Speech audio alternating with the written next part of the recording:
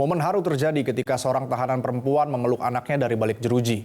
Tahanan bernama Tina Rambe itu dipenjara hanya karena melawan polisi ketika protes menolak keberadaan pabrik kelapa sawit yang menduduki wilayah permukiman warga.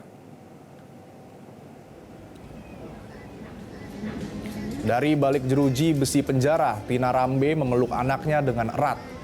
Meski terhalang jeruji besi, terlihat rasa rindu dan kasih sayang ibu pada anaknya.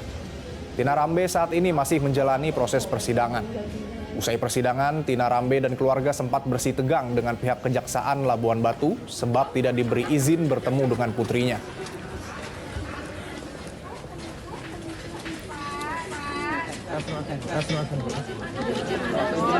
Tina Rambe dijerat kasus hukum karena dugaan melawan petugas kepolisian saat protes warga menolak keberadaan pabrik kelapa sawit Pulau Padang, Labuan Batu.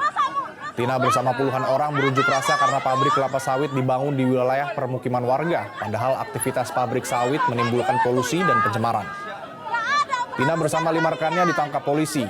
5 rekan Tina sudah dibebaskan, hanya Tina yang masih ditahan sebagai tahanan kejaksaan.